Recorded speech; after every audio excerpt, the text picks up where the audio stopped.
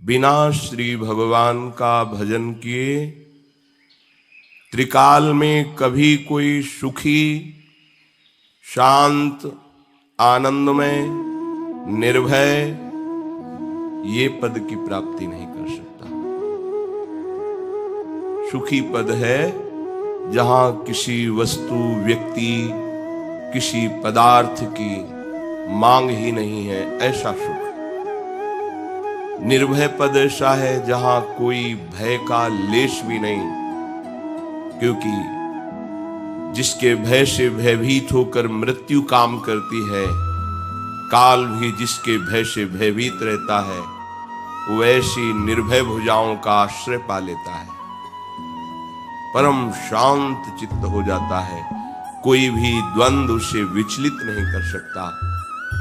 ऐसी अगाध महिमा है प्रभु की कि जो भक्त उनकी उपासना में अपने चित्त को समर्पित करता है, इतने समर्थ होते हुए प्रभु उसको इतना प्यार करते हैं कि जैसे बछड़े के पीछे गाय रंभाती डोलती है, ऐसी।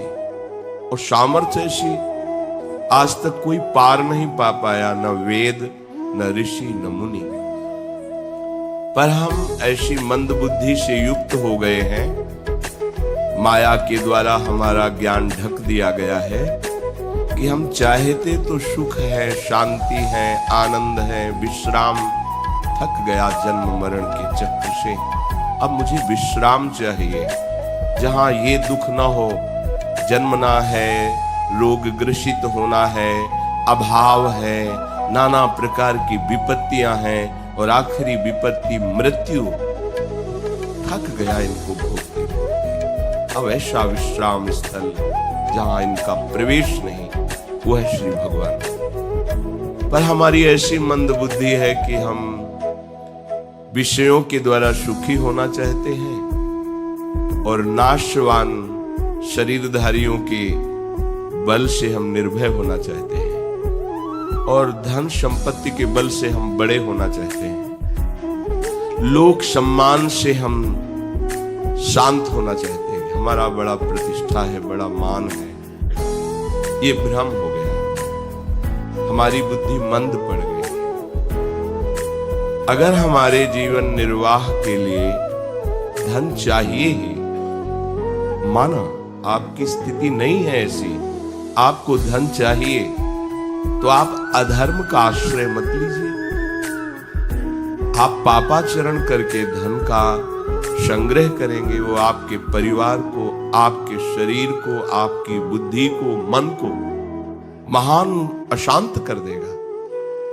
पर आपकी बुद्धि पवित्र नहीं है तो निर्णय ठीक नहीं कर पाती, तो लगता है इन किन प्रकारेण धन आना चाहिए जिससे हम अपने परिवार को सुखी कर सकें और हम सुखी हो सकें। आपको धन चाहिए तो परम धनी श्री हरि, श्री कृष्णचंद्र जी का आश्रय ले लो। विश्वास कीजिए, आपकी मांग खत्म कर देंगे, इतने बड़े वो दाता हैं। आपको ऐसा संतोष धन प्रदान करेंगे कि बाहर के बड़े बड़े धनवान भी उस संतोष सुख की झांकी कल्पना भी नहीं कर सकते जो आपको प्राप्त होगा। जिसे संतोष सुख प्राप्त हो गया वो ब्रह्मा से भी बड़ा धनी हो गया। ये संतोष भगवत कृपा से प्राप्त विवेक के द्वारा होता है। अगर हमको लौकिक धन भी चाहिए तो उन्होंने ही तो प्रकट किया है। इस पृथ्वी में खाने हैं, जैसे गेरू की लाल मिट्टी हुई, ऐसे ही तांबे की, स्वर्ण की, हीरे की, ये सब खाने हैं।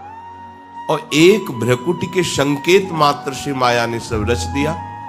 आपको कुछ चंद रुपए चाहिए, कुछ थोड़ा सा हमें सुख सामग्री चाहिए, तो अधर्म का आचरण लेकर क्यों भटक रहे हो? मालिक से मांगो, जगत के मालिक हैं, आप उनके अंश हो, इनसे अपनापन करो। प्रभु आपने जीवन दिया है तो जीने की व्यवस्था जो हमें चाहिए वो दे दीजिए।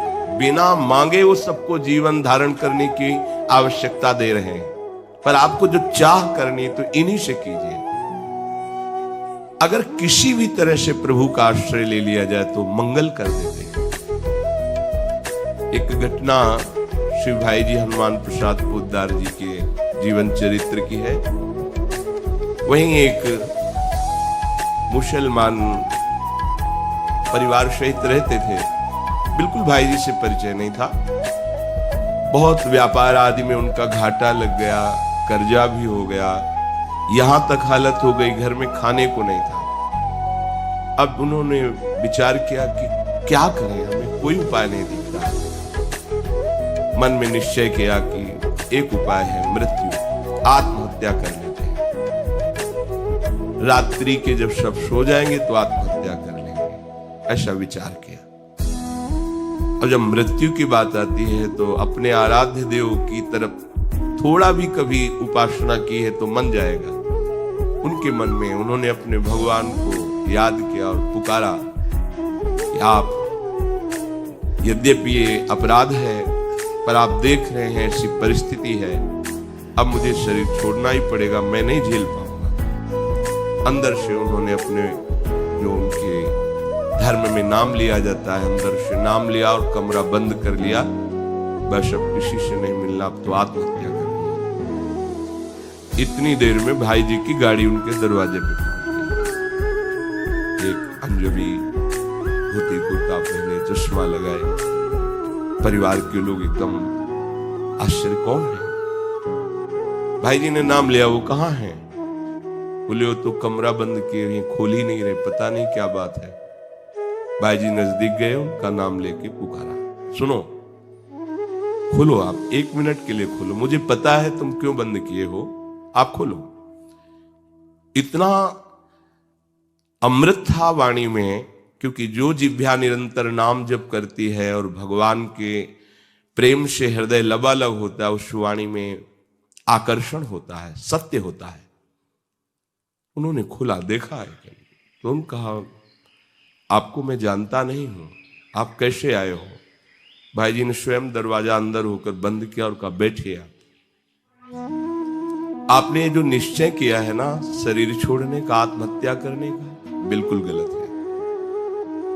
ये जीवन धर्म पूर्वक आचरण करने के लिए मिला है, भले गरीबी रहे। यदि हम धर्म से आचरण करेंगे और अपने आराध्य देव का सुमिरन करेंगे तो पूर्व पापों के कारण हमें जो गरीबी, दरिद्रता मिली है, ये नष्ट हो जाएगी। ऐसा नहीं है, सब दिन होत न एक समान। अगर अभी रात्रि है तो फिर दिन आएगा, दिन है तो रात्रि आएगी, ये माया चक्र है। आपको उदास नहीं होना। बोले क्या इन उपदेशों से फर्क पड़ेगा? क्योंकि इन उपदेशों से पेट नहीं भरता, हमारा इतना बड़ा परिवार है। भाई जी अच्छी धनराशि ले गए थे, निकाला, बैग सामने रखा और कहा, समय समय पर ये आती रहेगी, आप इससे व्यापार शुरू करो, कभी ऐसा विचार मत करना, परिवार का पोषण करो और भगवान जैसा प्रेरित करेंगे, समय समय धनराशि आती। अब तो चरणों में गिर गया और कहा कि बाबूजी आप हमें एक बात बता दो, आप कैसे जान गए, मेरी परिस्थिति को कैसे जान गए? तो उनका, आपने अपने भगवान को पुकारा ना? बोले हाँ। कि अब हमारा अंतिम समय में आत्महत्या करने, बोले उन्होंने भेजा। इससे ये शास्त्र के अनुसार तो अनुभव है, लेकिन चरित्र के अनुसार अनुभव होता है कि चाहे आप किसी भी धर्म का अवलंबन लें, वो हमारे प्रभु श्री हरि ही सब रूपों में प्रकाशित हो रहे हैं। आप कोई भी नाम लें, चाहे अंग्रेजी में बोले उन्हें, चाहे आप हिंदी में बोले, उर्दू में बोले, हर भाषाओं का सृजन, हर भाषाओं की बोली जानने वाले हमारे श्री कृष्ण हैं। तो हर धर्म के रूप में हमारे प्रभु ही हैं। यदि आप जहां जिस धर्म में हैं उसी धर्म का अनन्यता पूर्वक पालन करें। देखो, धन के लिए आत्महत्या करने वाले थे तो बोले सबको क्यों नहीं बचा लेते? क्योंकि सब भगवान का आश्रय नहीं लेते। भगवान का आश्रय लो, नहीं तो छूट दिए। भगवान को दया नहीं आती? नहीं। क्यों? क्योंकि कष्ट है नहीं। जो भगवान का अंश आत्मा है उसे कभी कोई मार ही नहीं सकता और शरीर टिक नहीं सकता, परिवर्तनशील है। उनकी दृष्टि में कोई दुख नहीं है। तुम्हारी दृष्टि में दुख, अगर निवृत्त करना चाहते हो दुख और भय को, तो पुकारो भगवान को, दूसरा उपाय नहीं। ये जो दूसरा उपाय लेते हो वो दुख ही है। दुख से दुख की निवृत्ति नहीं हो सकती। अगर हमें दुख से निवृत्ति, संकट से निवृत्ति पानी है तो श्री भगवान की। अश्वत्थामा को जब पांडवों ने निस्तेज कर दिया तो ब्रह्म ऋषि की संतान है, भले वो धनुर्वेद ज्ञाता है पर है तो ब्रह्म ऋषि। तो ब्राह्मणत्व से संपन्न और ब्रह्मास्त्र का ज्ञाता, उसने सोचा अब कुछ भी हो इनके वंश का ही नाश कर देंगे। कर सकता, अगर भगवान का आश्रय हो तो निश्चित कर सकता था, क्योंकि उसमें ब्रह्म तेज भी विद्यमान था और ब्रह्मास्त्र का भी ज्ञाता था। तो उसने 5 बाण ब्रह्मास्त्र से संधान करके पांडवों के ऊपर छोड़े और 1 बाण ब्रह्मास्त्र से संधान करके उत्तरा के गर्भ में वंश निर्वीच कर दूंगा, ऐसा उसने संकल्प किया। ये अमोघ अस्त्र है ब्रह्मास्त्र, इसे कोई काट नहीं सकता। जैसे नारायणास्त्र है, कोई नहीं काट सकता। ये सब अमोघ दिव्यास्त्र हैं, ये भगवत स्वरूप है। अब तो इनके धारण करने की क्षमता ही नहीं, वो तेज ही नहीं, वो तप ही नहीं, वो मंत्र ही नहीं है। जे ही उत्तरा ने देखा कि ये जाज्वल्यमान ब्रह्म तेज से संपन्न ब्रह्मास्त्र आ रहा है, अब तो ये भस्म कर देगा, कोई नहीं बचा सकता, कोई नहीं बचा। ये ऐसा है, कोई नहीं बचा सकता। किसी की तरफ उनकी वृत्ति ही नहीं गई, सीधे भगवान श्री कृष्ण की तरफ भागी हो। अपने गर्भ की रक्षा के लिए श्री भगवान कहीं दूर नहीं है, हम सबके हृदय में हैं। हम जहां हैं वहां हैं, क्योंकि जब सब जगह हैं तो यहां भी हैं, सब में हैं तो हम में भी हैं, सबके हैं तो हमारे भी हैं। सर्वशक्तिमान है, वो सब कुछ कर सकते हैं।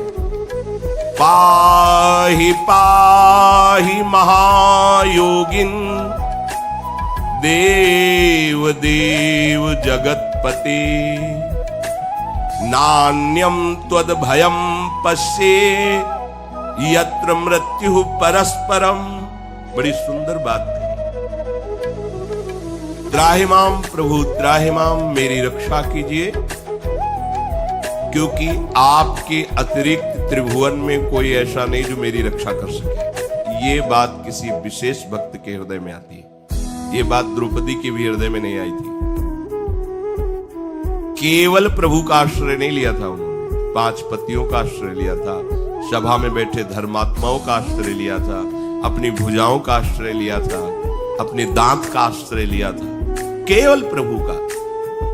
कोई भी विपत्ति आते ही सीधे हरि शरणम। अगर तुम्हारा कुछ बिगाड़ ले तो हमें बताना, कहीं भी कोई भी विपत्ति हो, पर आपने भगवद आश्रय नहीं लिया तो उस समय भगवद स्मृति ही नहीं आएगी। ध्यान देना, ये सिद्ध सूत्र है, हरि स्मृति सर्व विपद विमोक्षणम। जहां तुम्हें कोई नहीं बचा सकता विपत्ति से, वहां मेरे हरि बचा लेंगे। हम कह रहे परीक्षा करके देखो, अगर तुम्हें असत्य लगे तो हमें बताना, पर कोई अन्य आश्रय न रखना। जब कोई विपत्ति आए तो सीधे हरि को पुकारना और हृदय से पुकारना, आर्त भाव से पुकारना, क्योंकि भगवान तक आवाज पहुंचती है भाव। भाव पूरित टेर ही करती मुझे लाचार है, भाव बिन सुनी पुकारे मैं कभी सुनता नहीं। स्पष्ट समझ लीजिए, भाव पूरित टेर ही करती मुझे लाचार है।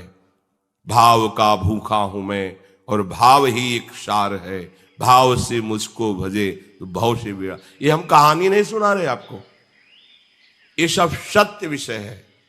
जीवन में आप भी अनुभव करके देखो, भगवान कोई कहानी नहीं है, त्रिकाल सत्य सच्चिदानंद है, अभी है, इसी क्षण है, हमारे समीप हैं, हमारे हृदय में, हमारे प्यारे हैं, लाड़िले हैं। प्रभु नान्यम त्वद्भयम पश्ये यत्र मृत्यु परस्परम, यहां हम किससे सहयोग मांगे? सब मृत्यु से भयभीत है, कोई मृत्यु पर विजय प्राप्त नहीं कर सकता, तो इनसे हम आश्रय क्या लें इनसे कि हमारी रक्षा कर लेंगे? खुद मरने वाले हैं, आज नहीं तो कल, समय ऐसे जाता है ऐसे। बोले कितने साल के हो? बोले 50 वर्ष, 60 वर्ष के हो गए, 60 वर्ष व्यतीत हो गए। आपको पता चला अब भी वही कामना, अब भी वही वासना, अब भी वही जीने की चाह। जीना क्यों चाहते हो? क्योंकि मैं भोग भोगना चाहता हूं। भोगना क्यों चाहते हो? क्योंकि सुखी होना चाहता हूं। तो अभी तक भोग कर सुखी नहीं हुए, तो आप क्या होलोगे? अब तो 60 के होने जा रहे हो, 70 के हो गए, इसके बाद राधे राधे। प्रभु पश्ये यत्र मृत्यु परस्परम, सब जितने हैं परस्पर मृत्यु से भयभीत, इनका क्या मैं आश्रय लूं? इसलिए हे नाथ, मुझे भले मृत्यु प्राप्त हो जाए, पर मेरे गर्भस्थ शिशु की आप रक्षा करें। भगवान का एक नाम है भक्त वत्सल, और भगवान का एक नाम है कर्तुम अकर्तुम अन्यथा कर्तुम सर्व समर्था सा ईश्वरा। करने वाली बात हो जाएगी, जो बिल्कुल नहीं होने वाली वो भी बात हो जाएगी, जो किसी भी तरह से नहीं होने वाली वो भी बात हो जाएगी। कर्तुम अकर्तुम अन्यथा कर्तुम सर्व समर्था सा ईश्वरा। उपधार वचस्तस्या भगवान भक्तवत्सलः, अपांडवमिदं कर्तुम द्रोणेरस्त्रमबुध्यत। पांडवों से हीन कर दूंगा, निर्वीज कर दूंगा इस पृथ्वी को, ऐसा संकल्प करके घोर ब्रह्मास्त्र का संधान अश्वत्थामा ने किया था।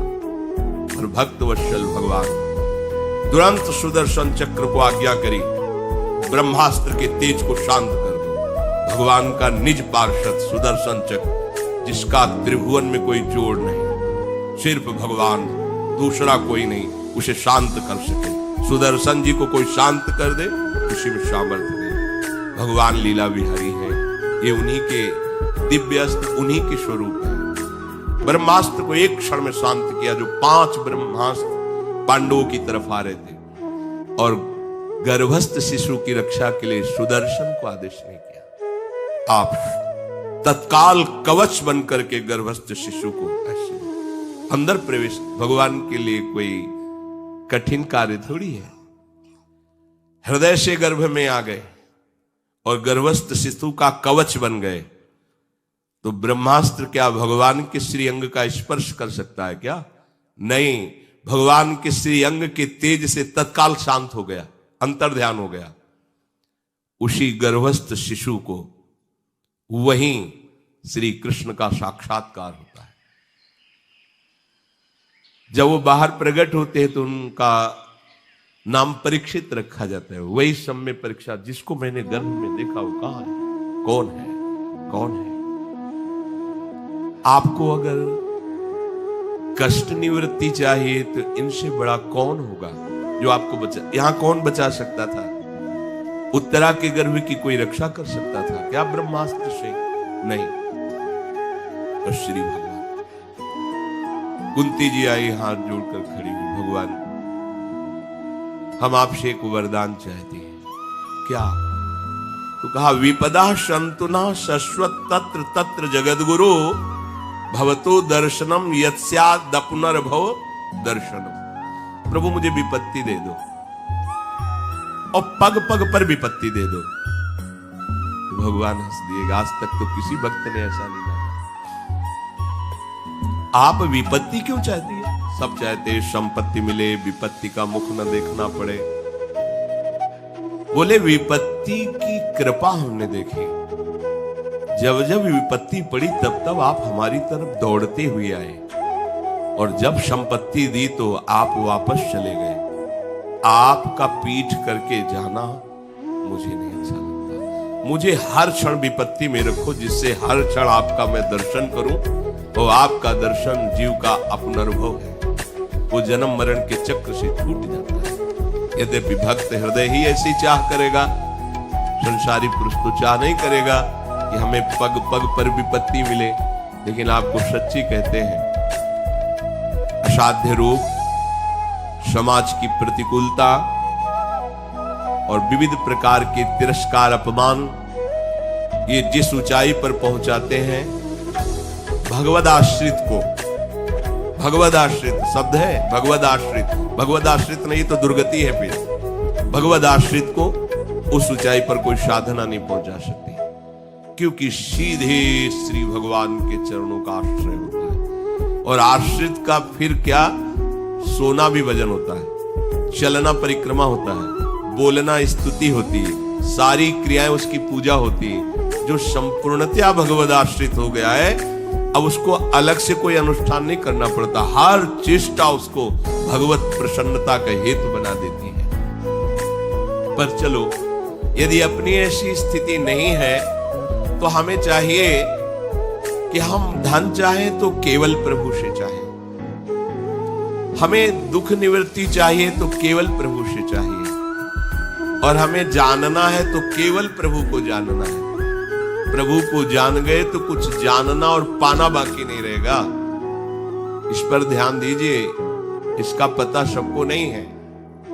आप जो चाह कर रहे हैं, ये सब आपको बाधा रूप में मिल जाएगी। लोक लोकांतर का वैभव, सिद्धियां, ये बाधा है।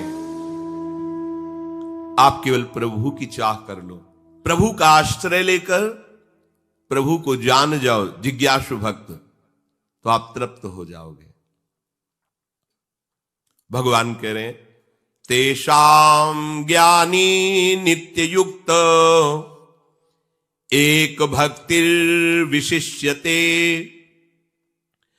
प्रियो हि ज्ञानिनोत्यर्थ महं स च मम प्रियः।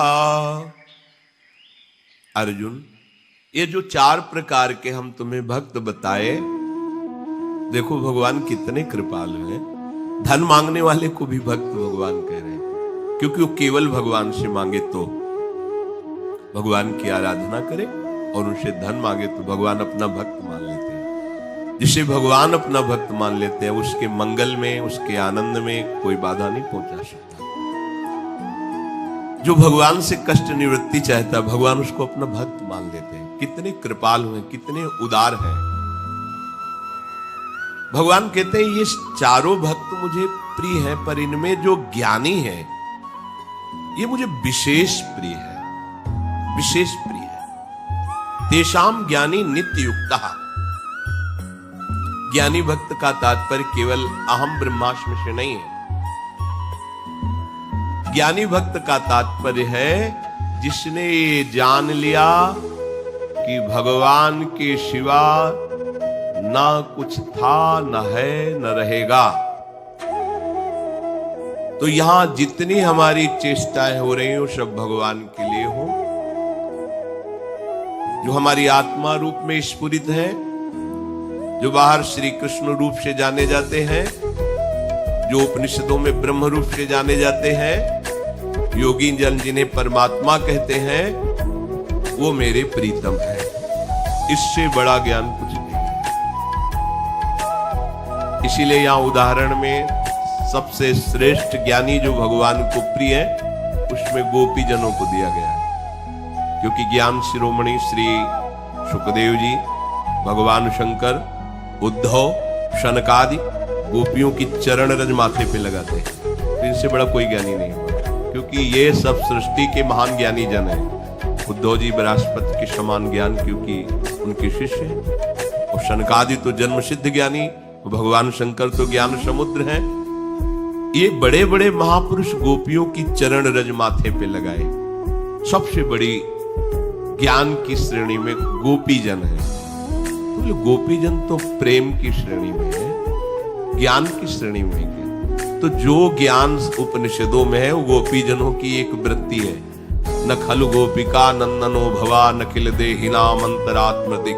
यही तो है ज्ञान का स्वरूप। सर्वम खलमिदं ब्रह्म, तो कह रहे न खलु गोपिका नंदनो भवा नखिल देहिनाम अंतरात्। ये ज्ञान है।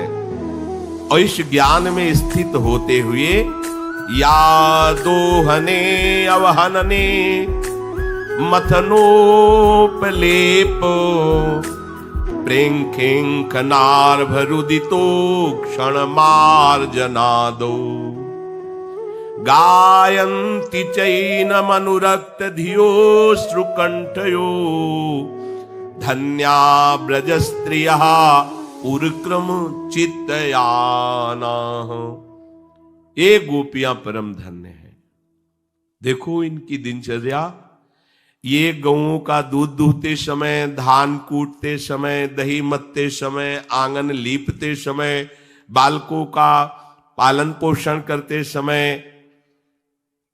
जितनी भी सेवाएं गृहस्थी की हैं सब ये कर रही हैं, पर इनका चित्त श्री कृष्ण में लगा हुआ है और वाणी से नाम कीर्तन कर रहे, गुण कीर्तन कर रहे। ये है सबसे बड़े ज्ञानी का लक्षण। आज अपने लोग थोड़ा ज्ञान प्राप्त कर लेते हैं तो बोले मूर्ति पूजा निषेध, ये ठाकुर जो साकार रूप लिए हुए हैं ये मायाकृत हैं। ज्ञान क्या प्राप्त हुआ? अगर आपको वास्तविक ज्ञान है तो सर्वम खलमिदम ब्रह्म, तो निषेध क्या बचा इसमें? क्या ज्ञान हुआ? पर वो है अपने मन में ही ज्ञानी मान लेते हैं और फिर बोलने लगते हैं। असली ज्ञानी कौन? जो आत्मस्वरूप में भी प्रभु को देख रहा है और प्रीतम रूप में भी प्रभु को देख रहा है और सारी चेष्टाएं व्यवहार की करते हुए प्रभु का निरंतर नाम जप कर रहा है। आजकल अपने लोग ऐसे ज्ञानी हो जाते हैं कि ज्ञान को थोड़ा सा पढ़ लिया है, केवल अनुभव नहीं हो, बोध नहीं हुआ, और हम एक दूसरे की अवहेलना और निंदा करने लगते हैं, एक दूसरे संप्रदाय की, एक दूसरी उपासना की। परिणाम माया में ही भटकना होता और हम कहलाते हैं ज्ञानी। देखो ज्ञानी शनकादि है, क्या है इनका चरित्र? हरिशरणम निरंतर जपते हैं और भगवान की चर्चा परस्पर, चार महात्मा ये चारों भाई, कोई प्रवक्ता बन जाता है, तीन श्रोता बन जाते, हर समय चलती रहती अखंड भगवान की गुण लीला का गायन श्रवण और नाम कीर्तन। ये है ज्ञान का स्वरूप। वही आत्मा है, वही हमारे प्रीतम है। भगवान शंकर का माता को श्रोता बना दिया, जगदम्बा को, और जगत पिता स्वयं वर्णन कर रहे हैं। कभी मां वर्णन कर रहे हैं तो प्रभु सुन रहे हैं। निरंतर नाम जप करते हुए जहां जहां भगवान की अवतार लीला की कथा होती है ये पहुंच जाते हैं भगवान शिव सुनने।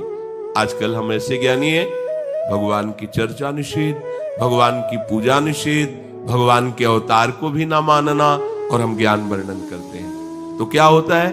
फिर ये जो त्रिगुणात्मिका माया है फिर ऐसे भगवान बनने वालों को बता देती है कि नहीं तुम भगवान नहीं, भगवान तो कोई और है, बता देती है। अहम ब्रह्मास्मि, हाँ है एक मार्ग है ऐसा, ये नहीं कि हम नहीं जानते वो मार्ग है। उस मार्ग में जब हम तन्मयता प्राप्त करते हैं तो तरंग समुद्र में लीन हो गई, ऐसे वो ब्रह्म स्वरूप हो गया।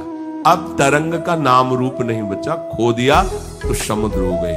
पर जब तक नाम रूप था तब तक तरंग ही है, समुद्र में ही खेल रही है। समुद्र ऐसी अनंत तरंगे पैदा करता है, एक भी तरंग में ऐसी ताकत नहीं कि समुद्र पैदा कर ले।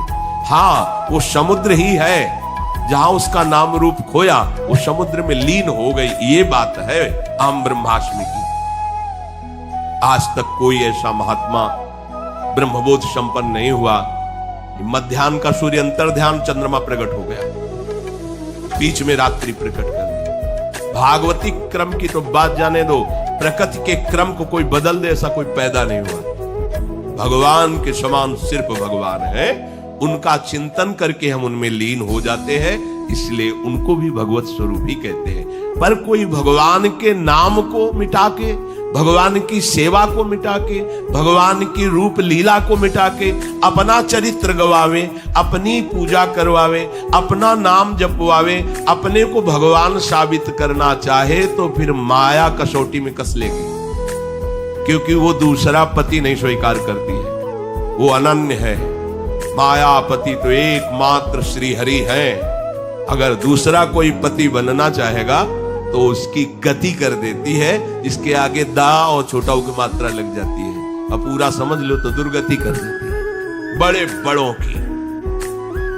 इसलिए ये बड़े बड़े सृष्टि के महात्मा जन जो ब्रह्मबोध संपन्न है, वो भी हरि शरणम बोलते हैं। हे हरि, मैं आपकी शरण में हूं। चाहे कोई भी हो, अगर हमारे प्रभु का भजन नहीं करता, देखो हमने देखा है ब्रह्मलीन संपन्न महापुरुषों को, जब उनको प्रणाम करो तो कहते हैं नारायणाय नारायणाय, और उनके प्रणाम करने की शिक्षा उन्हीं से मिली कि ओम नमो नारायणाय। स्वामी जी ओम नमो नारायणाय, वो कहते हैं नारायणाय ना, ये हरि का ही तो नाम लिवा है।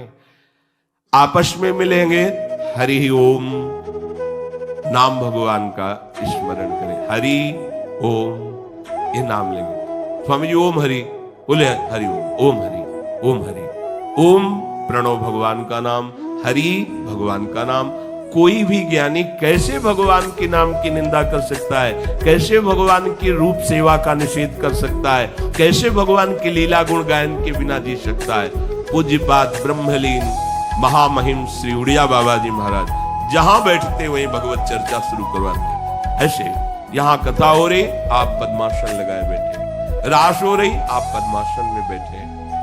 आज हम ऐसे ज्ञान प्राप्त कर लेते हैं कि भगवान का ही अस्तित्व मानना मना कर देते हैं। तो ये ज्ञान नहीं, भगवान यहां कह रहे कि तेषाम ज्ञानी नित्य युक्त एक भक्तिर विशिष्यते।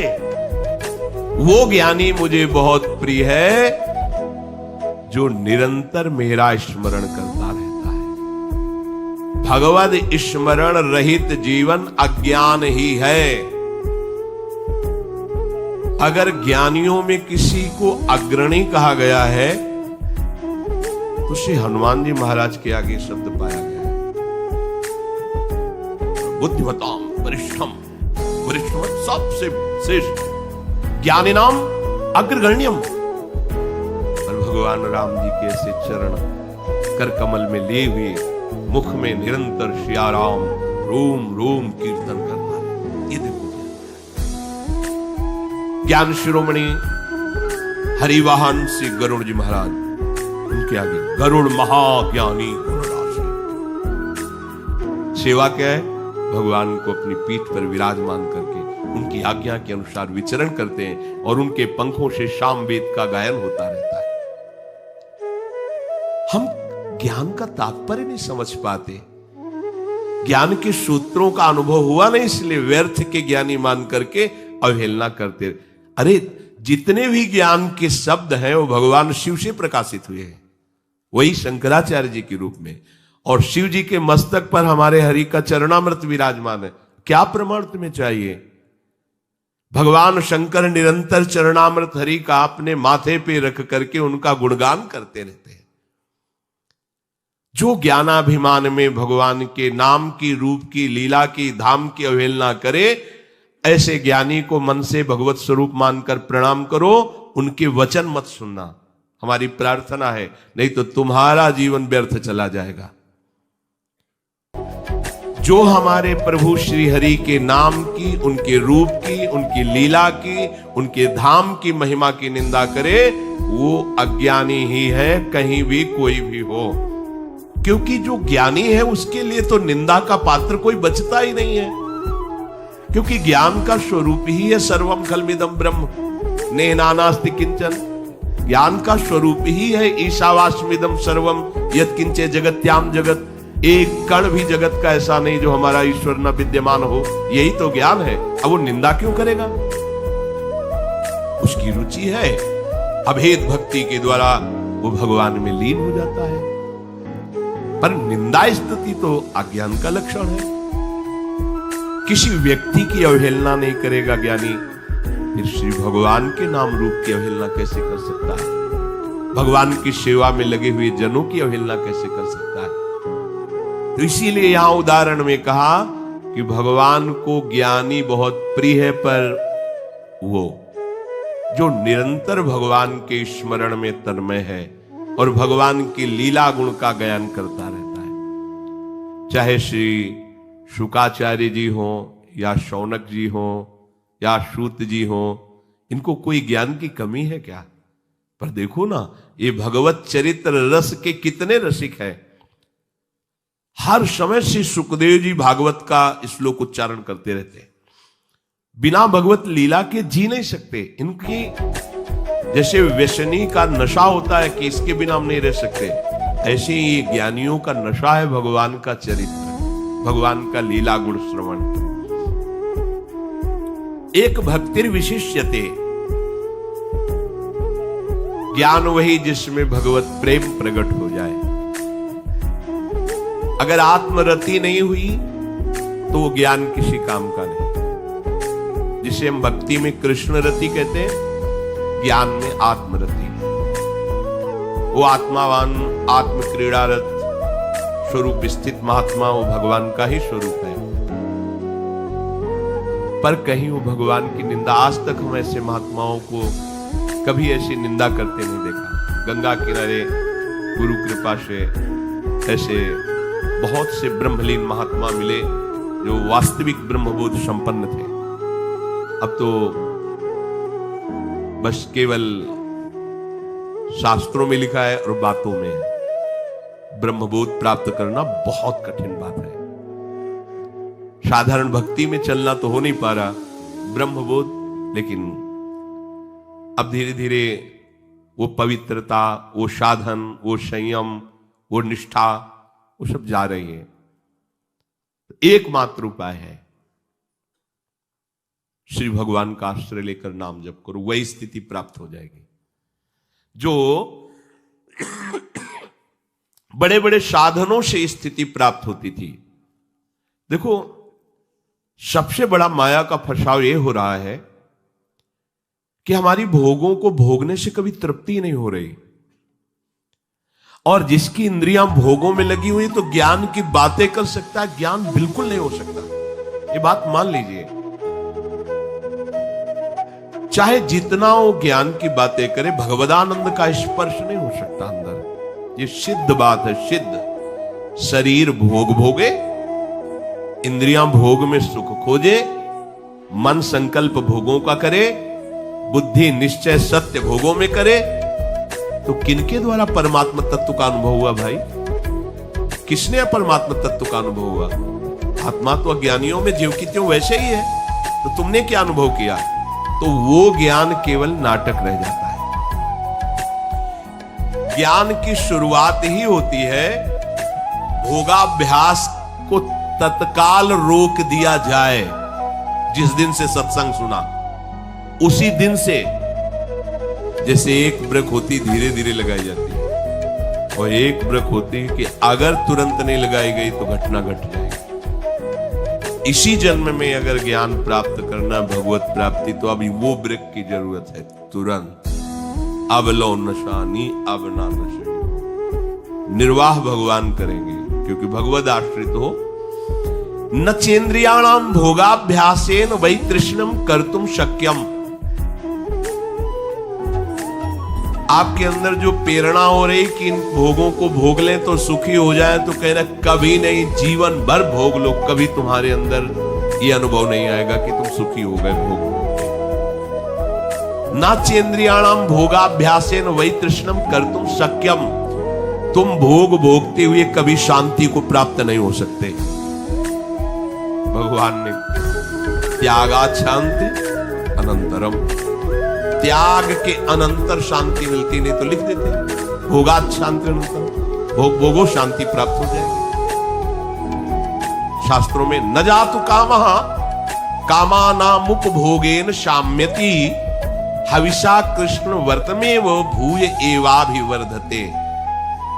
जब तुम्हारे अंदर भोग भोगने की इच्छा जागृत होती है और तुम उसे भोग देते हो, तो ऐसी गलती करते हो जैसे आग में घी डाल दो तो और आग प्रज्वलित हो जाएगी। आग में घी डालने से वो बुझेगी नहीं, वो प्रज्वलित हो जाएगी।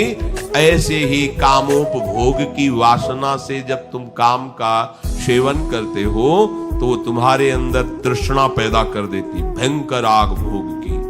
फिर वो पागल आदमी कहा जाता है। उसको समझ में नहीं आता कि धर्म क्या है, अधर्म क्या है। तो कह रहे यतो भोगाभ्यास मनु विवर्धन्ते रागाः कौशलम चेन्द्रियाणाम। अब वो जब भोग भोग कर शांति प्राप्ति की चाह करने लगा, सब कर तो यही रहे ना, सबके अंदर भगवान की आज्ञा उल्लंघन की वृत्ति बैठी हुई है। भगवान कह रहे त्यागा शांति अनंतरम, हमारे अंदर वृत्ति बैठी हुई कि मैं भोग कर एक बार तो देख लूं तो शांत हो जाऊंगा। क्या है वो एक बार जो इस दलदल में उतरा आज तक नहीं निकल पाया। जब से सृष्टि हुई तब से एक बार के लिए ही उतरा था, वो आज तक नहीं निकल पाया इस दलदल से।